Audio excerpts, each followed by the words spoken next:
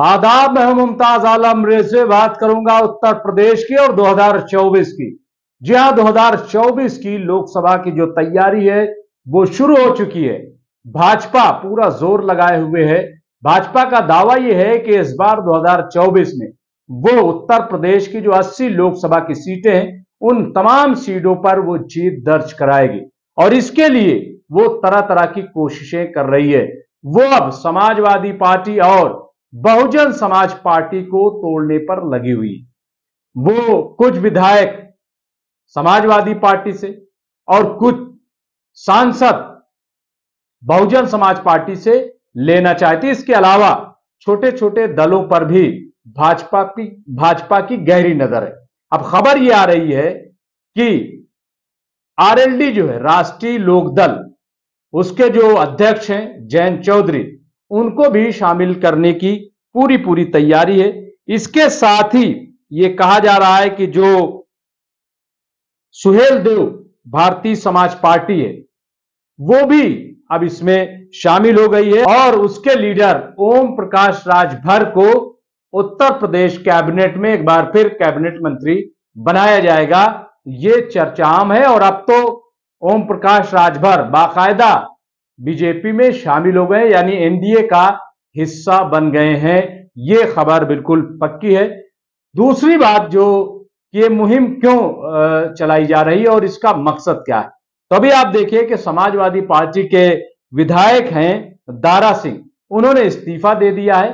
अब यह खबर यह है कि एक दो दिन में वो फिर भारतीय जनता पार्टी में शामिल हो जाएंगे।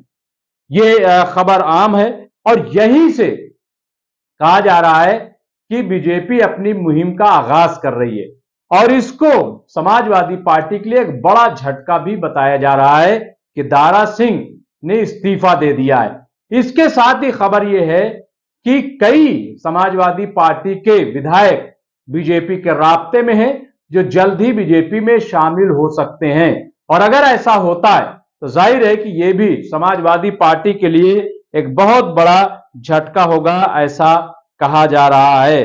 जी हां, और ये तमाम चीजें जो हैं वो 2024 की जो तैयारी है उसके सिलसिले में है। इसमें यह भी है कि बीजेपी का ये मंसूबा है कि खास तौर से वो लीडर इनका ताल्लुक पसमानदा बिरादरी से, तो उनको तोड़ना है, क्योंकि पूरा का पूरा दांव जो इस बार उत्तर प्रदेश में लगाया जाएगा वो पसमानदा के ताल्लुक से लगाया जाएगा। और यही वजह है, आप देखिए कि जो मुस्लिम पसमानदा तबका है उसको भी बीजेपी में लाने की पूरी तैयारी की जा रही है, मुहिम चलाई जा रही। वहां डोर टू डोर जो भाजपा का माइनॉरिटी मोर्चा है वो कैंपेन भी कर रहा है, उनके पास जा रहा है और क्या क्या फायदे हैं वो बताने की कोशिश की जा रही है। तो ये चीज सामने आई है। इसके अलावा कहा जा रहा है कि धर्म सिंह सैनी वो भी जो है घर वापसी कर सकते हैं या बीजेपी में आ सकते हैं। अब रही बात बीएसपी की, तो बीएसपी में जाहिर है कि विधायक तो है नहीं, लेकिन जो सांसद हैं खासतौर से मगरबी उत्तर प्रदेश में, पश्चिमी यूपी में, तो कुछ सांसदों पर भी बीजेपी की नजर है और उनको तोड़ने की तैयारी है। तो इस तरीके से बीजेपी उत्तर प्रदेश में अपना माहौल बना रही है। अब मैं बात करता हूं राष्ट्रीय लोकदल की, कि जिसका इत्तेहाद जो है वो समाजवादी पार्टी से है। समाजवादी पार्टी की मदद से ही आप देखिए कि जयंत चौधरी राज्यसभा पहुंचे, लेकिन खबर काफी गर्म है कि अब जयंत चौधरी एनडीए का हिस्सा हो जाएंगे, वो बीजेपी में शामिल हो जाएंगे और अभी जो रिशफल होने वाली है, जो मोदी कैबिनेट में फेरबदल होना है और कुछ उत्तर प्रदेश से मंत्रियों को लेना है, तो उनमें से एक मंत्री जयंत चौधरी भी हो सकते हैं। ऐसा कहा जा रहा है कि जयंत चौधरी अब एनडीए का हिस्सा हो जाएंगे। तो ये पूरी तैयारी है। ऐसा क्यों है, क्यों बीजेपी उत्तर प्रदेश को लेकर के इतना डरी हुई है? क्या जो भगवान राम का मंदिर बन रहा है, भव्य अयोध्या में मंदिर बन रहा है, क्या उससे बीजेपी को कोई फायदा नहीं हो रहा है?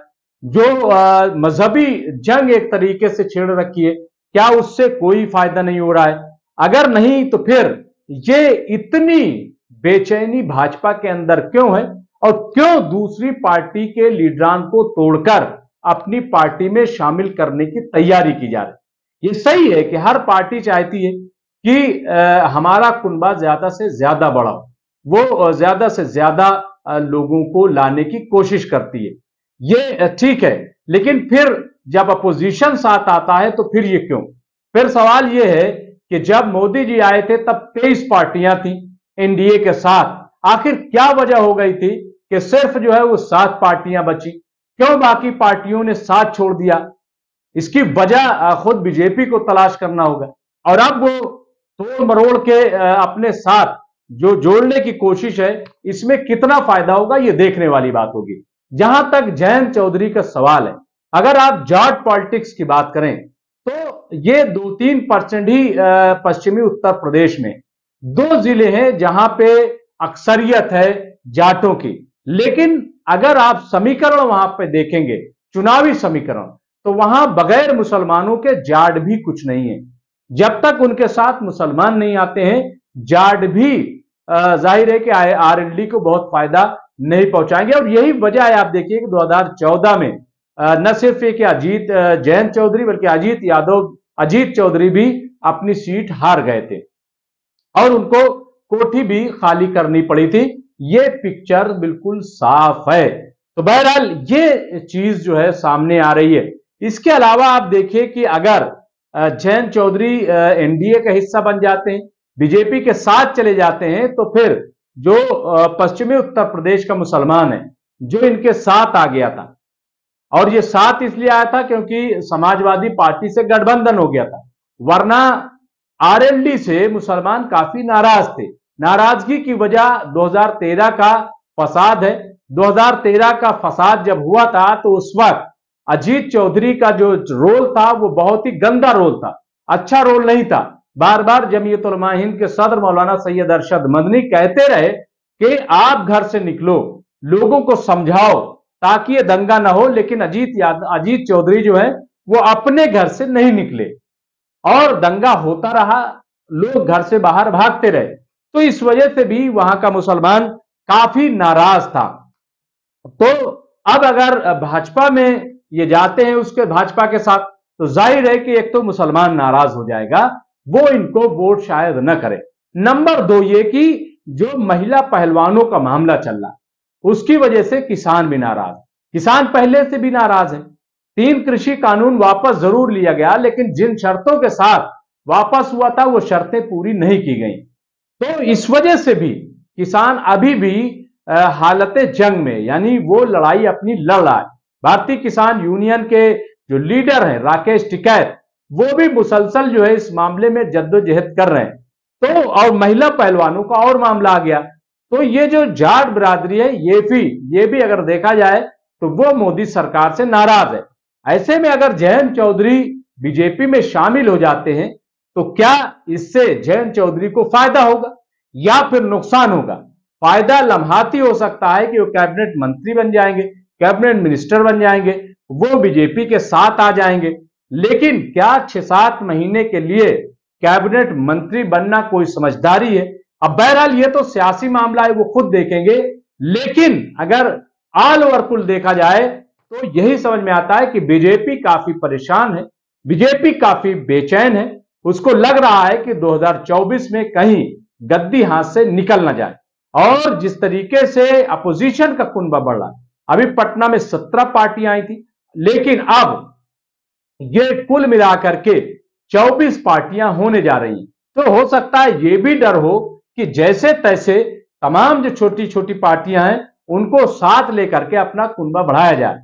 इसमें कितना फायदा होगा, क्या होगा, ये देखने वाली बात होगी। और ये भी देखा जाएगा कि क्या जयंत चौधरी वाकई एनडीए का हिस्सा बनते हैं या फिर ये सिर्फ अफवाह है। बहुत बहुत शुक्रिया।